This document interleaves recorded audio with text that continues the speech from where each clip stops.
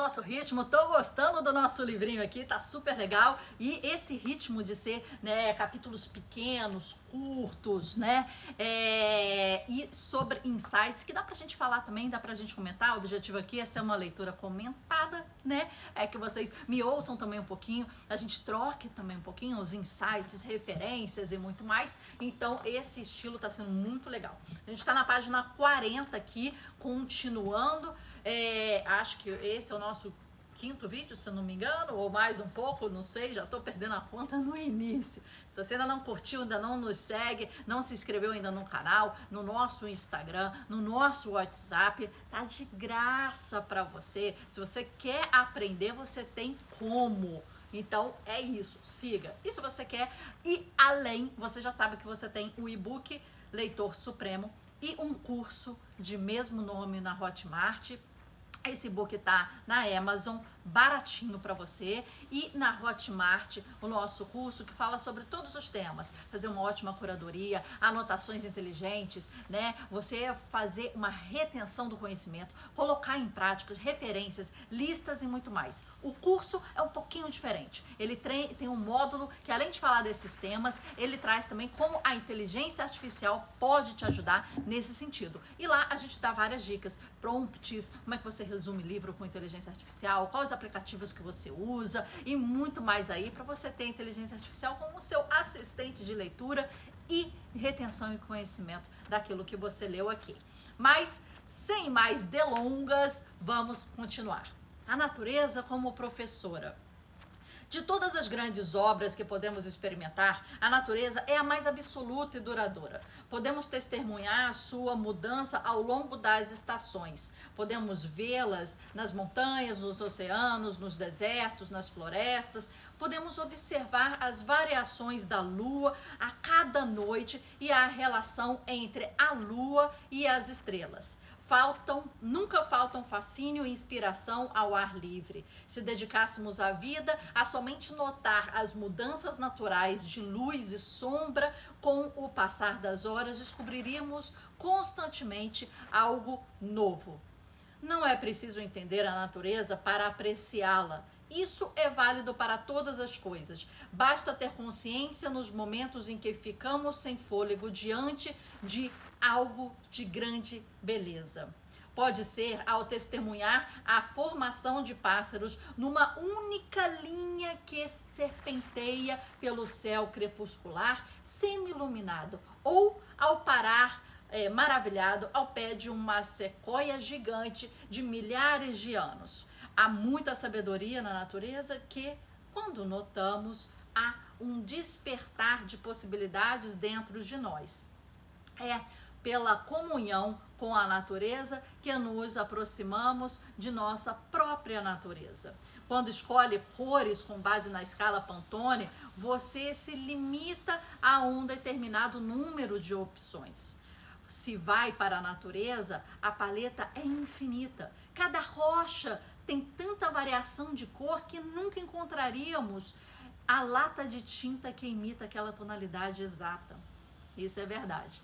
Eu, como professora de teoria da cor e psicologia da cor, tem cursos na Hotmart também, se você quer aprofundar nesse sentido do sentimento que você quer passar pela cor, como trabalhar o seu branding com isso, como trabalhar seu produto, né, sua marca através da cor, é um mundo fantástico. E a gente vê que a gente observa o mundo de forma um pouco diferente do que ele é de fato. A gente observa através das lentes do nosso aparelho óptico, que é bem limitado. Se você vê o espectro cromático de cor, a nossa faixa de visualização é muito pouca. Tem muito mais coisa acontecendo por aqui, tem muito mais frequências cromáticas acontecendo por aqui, só que a gente não enxerga. Assim, o infravermelho, o raio-x, o ultravioleta, né, são coisas que a gente imagina, pode ver com alguns aparelhos, mas tem outros, né, as ondas, as micro-ondas e tal, a gente não consegue. Então, quer dizer, eu fico pensando, né? Se algum ET, algum extraterrestre, né? Nem precisa ser ET, não. Pode ser, sei lá, pensa em outros animais que vêm diferentes da gente, né? A abelha, por exemplo, e outros têm um aparelho muito diferente da gente. Se eles estão vendo o que a gente vê diferente. Mas pensando em extraterrestre, aqui é a pessoa que nunca viu o mundo como ele é. E aí ele chega aqui no nosso mundinho na Terra e olha, a percepção dele vai ser muito diferente da gente. Ele vai ver coisas que a gente não vê, né? E ele não vai ver coisas, de repente, que ele não consegue ver. Mas a cor está dentro desse mistério, né? Em que é um mundo limitado pela nossa biologia. E por isso que a gente vê as cores. Talvez as coisas não tenham cores. As cores aconteçam na nossa mente. Mas esse é um papo para o nosso curso em que a gente tem lá. Se vocês quiserem, fiquem à vontade. Vou adorar ensinar vocês um pouco mais sobre a loucura e a delícia que é a cor. E como é que a gente pode jogar isso no nosso jogo para vender mais, para passar a emoção que a gente quer, para trabalhar no branding e muito mais. A natureza transcende nossa tendência de rotular e classificar, a reduzir e limitar. O mundo natural é insondavelmente mais rico, interligado, complicado do que nos ensinam e muito mais misterioso e belo.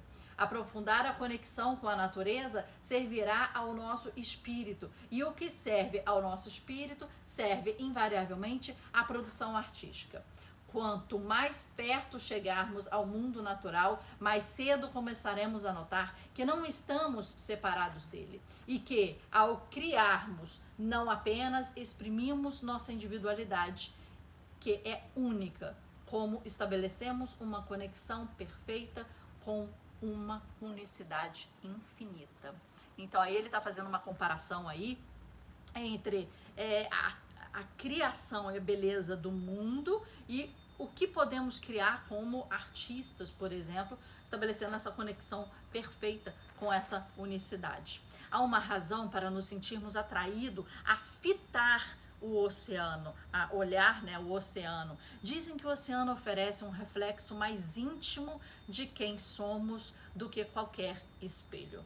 Não sei vocês, mas como artista eu acho o mar, a água, né, sempre um elemento muito forte. Eu costumo rezar quando eu tô no banho, na verdade, à noite, quando eu tô na cama, mas no banho, ainda mais quando eu tô fazendo aqueles banhos mais meditativos, mais longos, aqueles banhos de princesa, é o local em que eu costumo rezar, porque eu acho que a água, né, é um condutor de energia e de limpeza, né, e de leveza e de muito forte.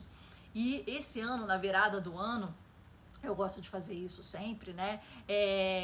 Nadar no mar, pegar onda, né? Boiar na onda, mais propriamente falando é o que eu faço, né? Boiar na onda, na virada ou perto da virada, né? Vendo ali o Morro dos Irmãos no Rio de Janeiro, no Leblon, para mim é o melhor lugar de se passar. E aí eu rezo quando eu tô lá boiando entre as ondas no mar, olhando o Morro dos Irmãos e fazendo meus agradecimentos e os meus pedidos e minhas resoluções para o ano. Então a água tem essa força para mim, mas também é uma coisa que me dá muito medo. Não sei se dá para vocês, né? A água é uma coisa que traz para mim, tipo, eu tenho que respeitar o mar. Eu tenho que saber até onde é o meu limite. A relação ali não é de entrega. A relação ali é de tipo, te respeito e quero usufruir até onde posso, te respeitando. É essa sensação que eu tenho com a água salgada do mar. É um respeito, é uma gratidão. E aquilo, só de você respirar, né? Aquela água de sal, aquele iodo, né? Aquilo já te abre o peito, já te faz olhar para um horizonte em que não tem aonde você chegar. Você olha, olha, olha, continua olhando, né, para aquilo. Aquilo, para mim, como inspiração, como apaziguação, como agradecimento, como artista, é onde eu tento sempre estar. Quando eu dou minha caminhada, é a margem do mar, a margem da lagoa, a margem, né, de água, é onde eu consigo fazer com que a minha própria energia se conecte com a energia da água. Não sei se vocês têm um lugar assim para vocês.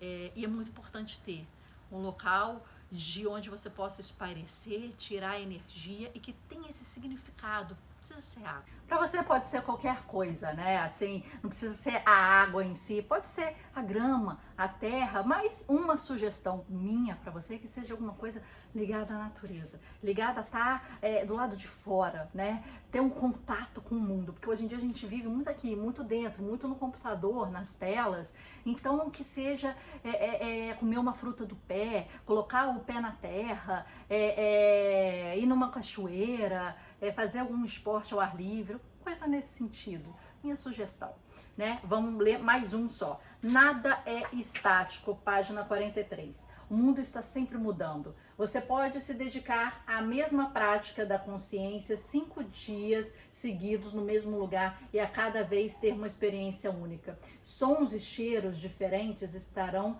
presentes. Não há 2 lufadas de vento iguais. A totalidade e a qualidade da luz do sol mudam a cada minuto de um dia para o outro. Na riqueza da natureza, as variações são facilmente notadas. Algumas gritam, as outras sussurram. Mas quando um elemento parece estático, seja uma obra de arte num museu, seja um objeto cotidiano na cozinha, quando o olhamos profundamente, vemos que é novo. Reconhecemos aspectos que antes não percebíamos. Leia o mesmo livro várias vezes e você provavelmente achará novos temas, tendências, detalhes, conexões. Não se pode entrar no mesmo rio 2 vezes, porque ele está sempre fluindo. Tudo está. O mundo muda constantemente e não importa com que frequência nos envolvemos com a prática de prestar atenção. Sempre haverá algo novo a observar. Cabe a nós descobrir.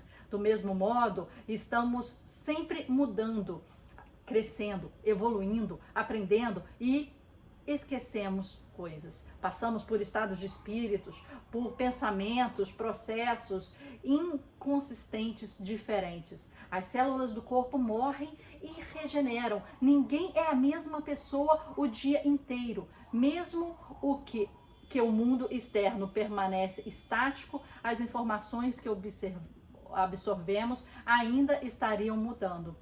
E também a obra que produzimos. Então, isso é bem interessante a gente saber. Claro que a gente já sabe, né? Eu ia até falar a questão do rio, que é uma coisa mais comum, mas é bom observar isso. A pessoa faz algo hoje, não é a mesma pessoa que volta ao trabalho amanhã. Isso é a forma como a gente se muda. E a questão da leitura, que a gente fala muito aqui no Leitor Supremo, é exatamente isso. Eu li um livro, até indiquei para vocês como um dos livros que já virou, né, uns best da minha vida, né, um dos top 5 da minha vida, tá? Se você se importa aí ou reclama da palavra top, eu vou usar a palavra top às vezes. Então, top 5 da minha vida já tem esse livro, se chama A Escola dos Deuses, de Hélio Dana. E o que é? Eu já comentei dele aqui, né? E o que é? É um cara que tem um dreamer, que é como se fosse um interlocutor dele, que vai desafiando e falando sobre as questões da vida dele, né? Como se fosse um alter ego questionador dele próprio, tá? E aí existe um livro que são só as falas desse dreamer, e o que já reduz bastante, né, o livro, que é uma narrativa e tal. E aí eu li A Escola dos Deuses, eu li esse outro livro que é Manual da Escola dos Deuses, que são só a fala do Dreamer, e dentro desse manual, que já é uma parte, né, eu estou ainda fazendo as minhas anotações e grifando pequenas partes, para que depois eu possa ler todos os anos, ou no início do ano, só minha gravação.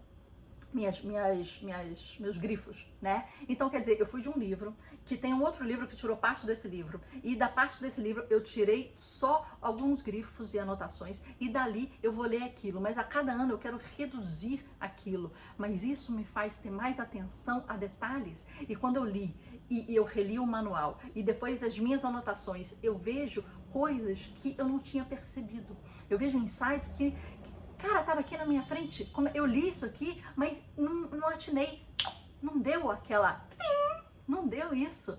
entendeu? Então, nesse exercício desse livro que tem essa oportunidade de fazer o livro, que é narrativa, que é como se fosse um romance filosófico, vamos dizer assim, depois o manual, que são só os insights do Dreamer, e depois as anotações, e depois as anotações das anotações, e aí você começa a criar, a funilar para aquilo que está te chamando a atenção. Mas quando você lê, relê e pega, você vai, nesse processo em que você está fazendo isso, você vai observando o quão você não prestou atenção nisso, ou o quão certas coisas não ressoaram e depois ressoam. Isso é muito importante. Me lembra o livro O Pequeno Príncipe, em que você pode ler em diversas partes, em momentos da sua vida, em níveis de maturidade, que a cada leitura vai ser diferente. A criança pode ler, o adulto pode ler, é um livro, né, elástico nesse sentido, flexível nesse sentido, e a interpretação, ela ganha camadas, né, te acompanhando no seu nível de maturidade. E isso mostra que você vai evoluindo, né? Se você ler todos os anos, você vai ver como é que aquilo vai evoluindo junto com você, num livro estático. Mas a gente se move. Até a próxima leitura, até o dia seguinte, amanhã, 8 horas da manhã, estaremos aqui de novo para ler um pouco mais. Paramos aí na página 46. Tchau!